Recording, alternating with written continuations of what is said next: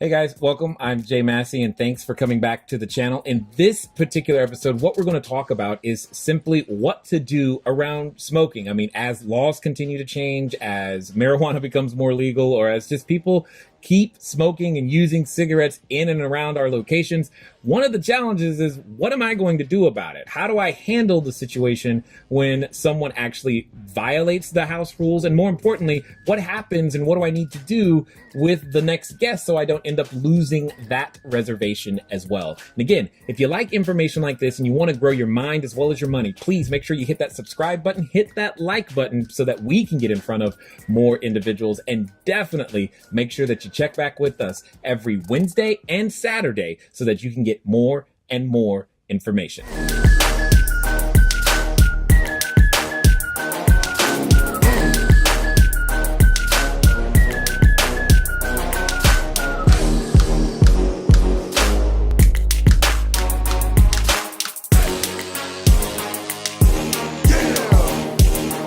What's the next question? Lorena, I'm sorry. Lorena, I don't what's up? pronounce that wrong. It says, It's Lorena. "Hello, Jay. Recently, we have guests smoke in our I unit." like how she's taking on a voice. I'm trying to characterize it. It's more fun if I don't know what you Okay. guys sound like. Yeah, okay. It says we have a guest. Lorena does not sound like that. Nothing. But Darn. it's all I tried. good. She's happy, but not that happy. It's all good. Okay. It's really funny though. Tried, okay. We have a guest smoke in our unit, and we Okay. try to claim Yep. the fine that we mentioned in the house rule, $250. Yep. But Airbnb told me that the house rule is just the guild line, like stop sign. Guideline.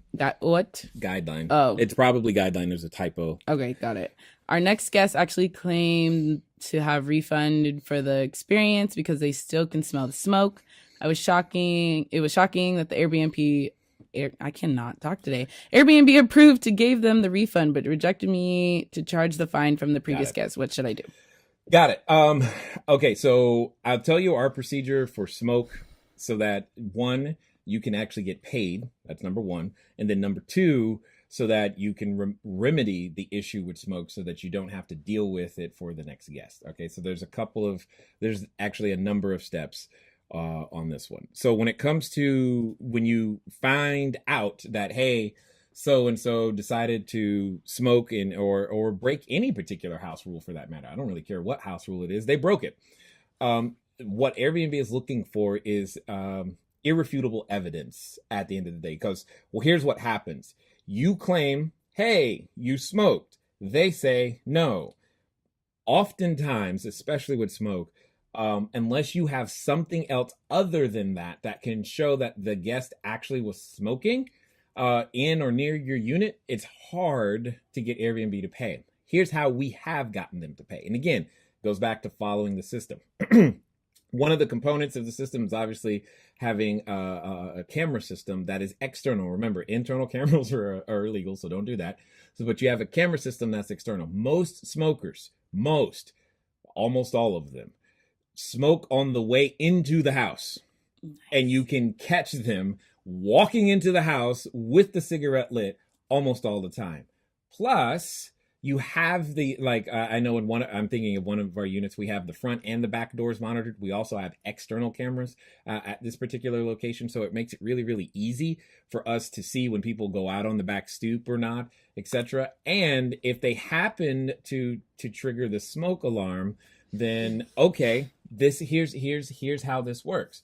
When they happen to trigger the smoke alarm, you happen to need, quote unquote, to send your runner by just to make sure everything's okay. They will often say there's no need to send someone by, which we will often say, well, unfortunately, because you have set off the emergency equipment, we need to make sure that everything is fine. When our runner gets there on site, they're like, oh, guess what? They've been smoking. And then they sometimes tell us what they've been smoking, right? Because you guys know we've had to deal with many different substances other than just cigarettes that people are smoking now because, hey, marijuana is suddenly legal and it's getting more and more so and it's becoming a challenge. All of this becomes documentation that we have used. And again, the easiest one, again, is the video. And then when we've had to, we've also been able to submit smoke alarm notification as well. And then now we want to talk about the remediation, because if you also document the remediation process and any receipts that you use in regards to that, that can help. Level 1 remediation, we have this smoke odor spray, I think I said it correctly, is what we use. It's made by Zep, Z-E-P. This company like makes everything that you can clean almost everything with that, with their stuff. And they have a specific one that we like to use there.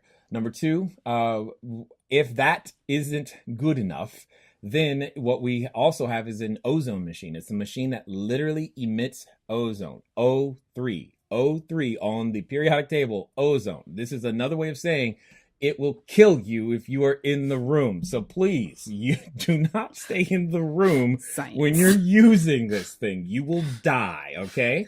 Living things will die. So bad juju. Turn it on, leave the room, okay? And come back later. And that what it does, it literally bonds. The O3 molecules bond with the things that cause odor, pet odor, smoking, whatever you want, and it turns it to a very, I would say, stale smell, if you like. But there's nothing there.